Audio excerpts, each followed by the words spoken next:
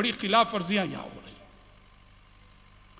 तो कहने का मतलब क्या है, शरीयत ने मर्द और औरत के दरमियान जो फासिला रखा है उन फासिलों का लिहाज रखो। और पर्दे का वसी, मैं अपनी मां बहनों से कहना चाहूंगा, पर्दा जिसे कहते हैं, पर्दे की हकीकत क्या है। आज पर्दा करने का अंदाज ऐसा है, बुर्का होता है पर्दे के लिए, अब बुर्के की इतने डिजाइन आ गए हैं कि बुर्का खुद एक जीनत बन गया है। बुर्के की जीनत को छुपाने के लिए बुर्के के ऊपर फिर एक और बुर्का पहनना पड़ेगा। काले बुर्के को भी एक फितना है ताजा कहिए, पर्दा नहीं पर्दे का जनाजा कहिए। पर्दा किसे कहते हैं? देखो, पर्दे का इस्लाम ने बड़ा वसी तस्वुर दिया है। सबसे पहले औरत के जिस्म का पर्दा, जिस्म ना दिखे। औरत के लिबास का पर्दा, किसी भी अजनबी मर्द को औरत का लिबास ना दिखे। औरत के जेवरात का पर्दा, औरत का जेवर किसी अजनबी मर्द को ना दिखे। कुरान ने कहा, सूरह नूर पढ़ो, वला यज़रिबन बिअरजुलिहिन्न लियुअलम मा युख्फीन मिन ज़ीनतिहिन। औरतें यूं मटक मटक कर ना चलें, अपने पैर पटक पटक कर ना चलें कि वो जो पाजेब पहनी हुई है, चैन पहनी हुई है, उसकी झनकार, उसकी आवाज सबको उसकी जानिब मुतवज्जे करती रहे। नहीं नहीं, ऐसे चलना मना है, और ऐसे चप्पल पहनना, ऐसे सैंडल पहनना मना है। वला यज़रिबन बिअरजुलिहिन्न लियुअलम मा युख्फीन मिन ज़ीनतिहिन। जेवरात का पर्दा, आवाज का पर्दा, आवाज का पर्दा। आवाज का पर्दा कैसे भाई? बिला सबब कोई औरत अजनबी मर्द से बात ना करे। अच्छा, बात करने की जरूरत पेश आ गई तो कुरान ने क्या कहा है? सूरतुल अहज़ाब पढ़िए, फला तख़ज़अन बिलक़ौल फ़यत्मअल्लज़ी फ़ी क़ल्बिही मरज़ वक़ुल्न क़ौलन मअरूफ़ा।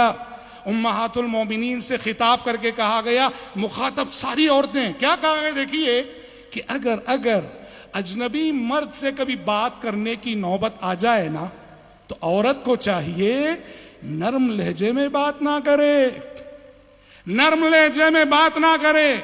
आपने, अब फोन आ गया आपको, हमारी माओ बहनों से अर्ज कर रहा हूं, कोई अजनबी मर्द आपसे बात कर रहा है, आप अपनी वो निस्वानी आवाज में, बारीक सी आवाज में, फितरी आवाज में नहीं नहीं नहीं, इतने सीरियस होके बात करो, लहजे में ऐसी सख्ती रहे कि सामने वाले को लगे पता नहीं बेचारी क्यों इतने गुस्से में है।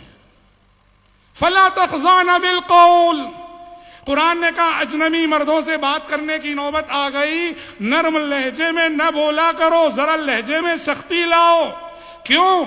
नरम लहजे में अगर बोलोगी, फ़यत्मअल्लज़ी फ़ी क़ल्बिही मरज़, जो मरीज इश्क है, जिसके दिल में मोहब्बत का रोग है, उसका दिल तुमसे अटक जाएगा अगर तुमने अपनी निस्वानी आवाज में बात की तो।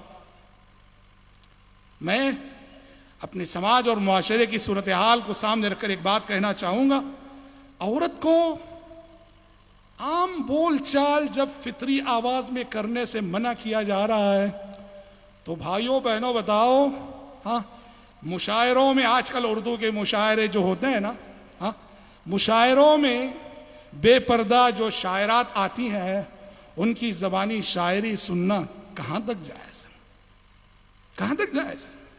और शायरी भी अगर रंगे तगज़्ज़ुल हो, इश्किया शायरी, तो कहां? मैं तो कहता हूं कि अगर बालिग औरत है, बालिग लड़की है, उसकी आवाज में हम्द भी मर्दों को नहीं सुनना चाहिए, उसकी आवाज में नात भी मर्दों को नहीं सुनना चाहिए, इससे कि उसकी आवाज फितना बनती है। समझ रहे?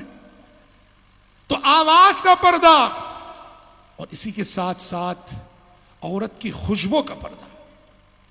औरत की खुद, देखो, मैं पर्दे का सही इस्लामी तसव्वुर और वो तालीमात मैं पेश कर रहा हूं कि जिनको अपनाने के बाद हमारा समाज मिसाली समाज, हमारा मुआशरा मिसाली मुआशरा, हमारा ख़ानदान मिसाली ख़ानदान, हमारे घराने मिसाली घराने बनते हैं। और जो तालीमात के प्रैक्टिकल लाइफ में दूर दूर तक आज देखने को नहीं मिल रहे हैं, अच्छे अच्छे दीनदार घरानों में भी ये माहौल नहीं है। औरत की खुशबू का पर्दा भी है। क्या मतलब है? औरत खुशबू लगाए, महके, घर के अंदर लगाए, शोहर के लिए महके, घर से बाहर निकलते हुए जब मार्केट जा रही है, बाजार जा रही है या मस्जिद जा रही है, खुशबू लगा के निकलना, परफ्यूम लगा के निकलना, ये अच्छी अलामत नहीं है। ये बताता है कि वो फिक्रो ख्याल का जिना कर रही है। माफ कीजिए इस ताबीर। घर से बाहर निकलते हुए खुशबू लगा के निकलना ये बताता है कि वो चाहती है कि मैं गुजरूं तो मेरी महक सारे मर्दों को मेरी जानिब मुतवज्जे करे। अबू हुरैरा रजी अल्लाह अन्हु गुजर रहे थे, एक खातून गुजरी और उस खातून के गुजरने से पूरी गली महक रही थी। हजरत अबू हुरैरा ने कहा, अमतुल जब्बार कहाँ जा रही हो? अमतुल जब्बार ने कहा कि मैं मस्जिद जा रही हूँ। अमतुल जब्बार हजरत अबू हुरैरा ने कहा, मस्जिद जा रही हो, इस हाल में जा रही हो, खुशबू लगा के जा रही हो, चलो वापस जाओ, वापस जाओ। प्यारे नबी ने फरमाया है कि खुशबू लगाकर औरत बाहर निकले, जब तक वो गुस्ल ना करे उसकी इबादत में कबूल नहीं होगी। औरत की खुशबू का पर्दा। इसीलिए देखो हदीसों में क्या कहा गया है, इन्न तीबर रिजाल मा ज़हरा रिहुहु व खफिया लौनुहु व तीबन निसा मा ज़हरा लौनुहु व खफिया रिहुहु। मर्दों की खुशबू कैसी होनी चाहिए? उसमें महक ज्यादा होना चाहिए, रंग नहीं होना चाहिए। और औरतों की खुशबू कैसी होनी चाहिए? उसमें रंग ज्यादा होना चाहिए, महक हल्की होनी चाहिए, जैसे जाफरान होता है।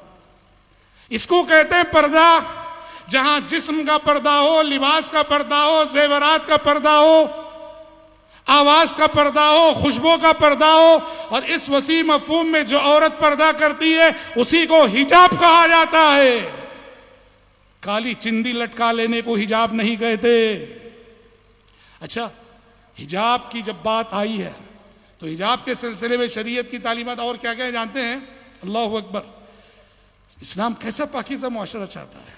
अजनबी मर्द हैं, फर्ज करो अजनबी मर्द हैं, इस्लाम कतअन इजाजत नहीं देता कि अजनबी मर्दों की मजलिस में कोई औरत टॉपिक बने। किसी अजनबी औरत को मौजूए बहस बनाना मना है मर्दों की मजलिस में। वो ऐसी है, वो ऐसी है, नहीं। अजनबी मर्दों की जबान पे किसी अजनबी औरत का तज़किरा नहीं होना चाहिए अजनबी मर्दों की मजलिस में। अहद नबूवत में एक वाक़या हुआ। क्या वाक़या हुआ? एक मुखन्नस था। मुखन्नस आप जानते हैं ना, जिसे वो खतरनाक जबान में हिजड़ा बोलते हैं। बहरहाल मुखन्नस था एक। चूंकि वो मुखन्नस था और प्यारे नबी समझते थे कि उसके ख्यालात शायद पाक होंगे, इसलिए औरतों से वो पर्दा नहीं करता था। मदीने में रहता था और मर्दों में भी रहता था, औरतों में भी रहता था। एक दिन क्या हो गया, आप सल्लल्लाहु अलैहि वसल्लम ने सुन लिया उम्मुल मोमिनीन उम्मे सलमा रजी अल्लाह अन्हा के कमरे में वो मुखन्नस मौजूद है और उम्मे सलमा के भाई भी वहाँ मौजूद हैं।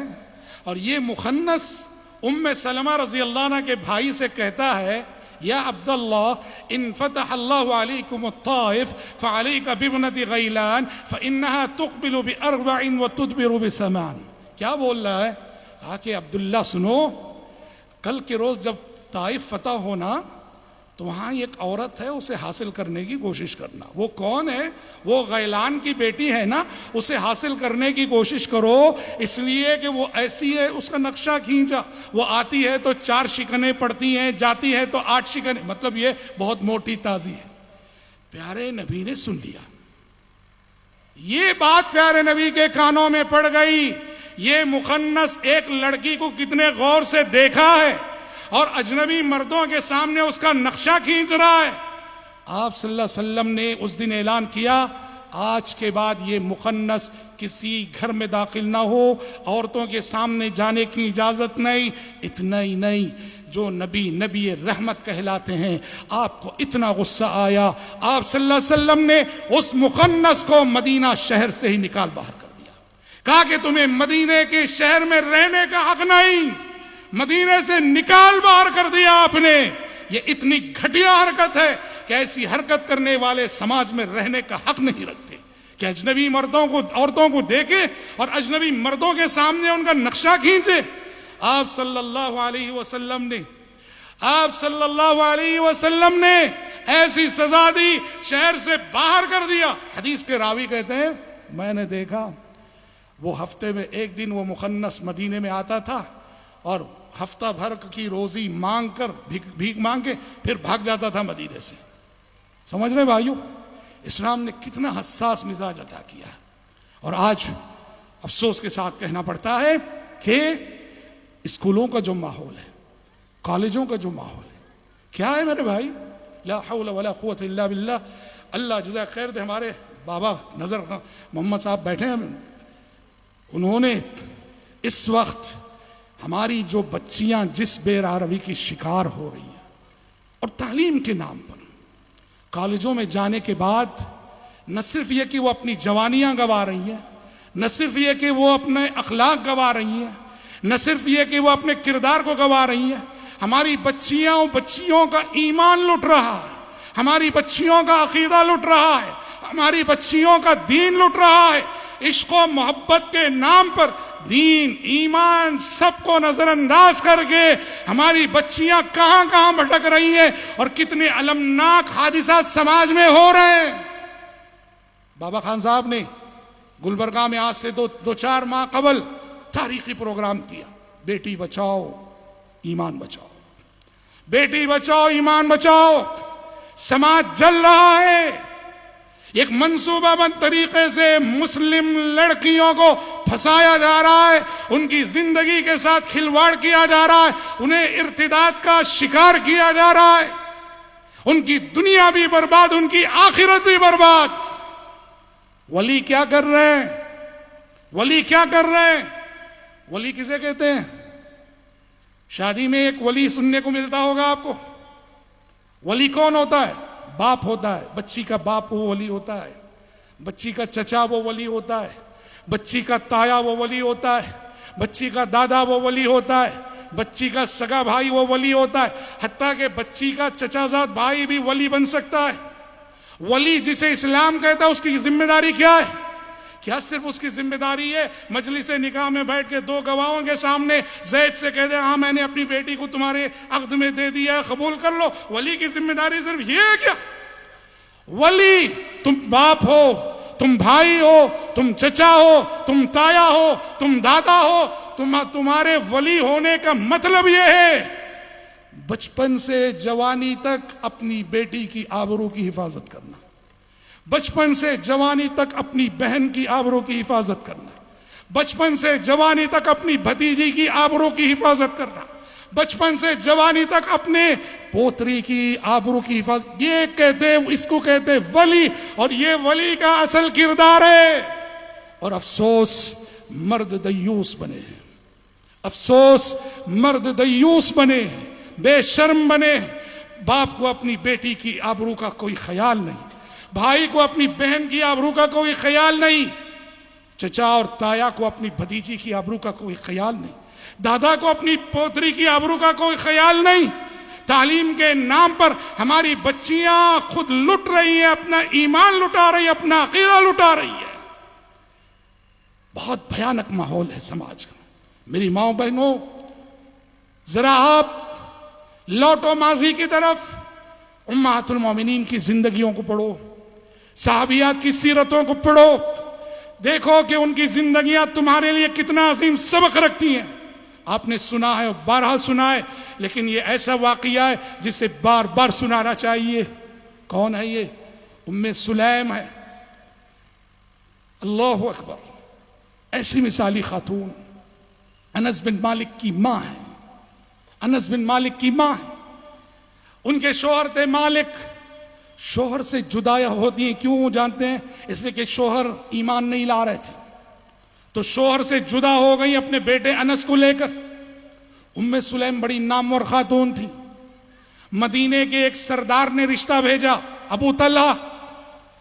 उम्मे सुलैम को पैगाम भेजा अबू तल्हा ने। उम्मे सुलैम ने अबू तल्हा का पैगाम जब आया तो कहा मैं मिसलू का युरद्दु अबा तल्हा, अबू तल्हा तुम जैसे शरीफ इंसान का रिश्ता किसी औरत को आए वो खुश नसीबी है, लेकिन अबू तल्हा मैं चाह कर भी तुमसे निकाह नहीं कर सकती। कहा क्यों? कहा इसलिए कि मैं मोमिन हूं और तुम मोमिन नहीं हो, मैं मोमिन हूं और तुम मोमिन नहीं हो।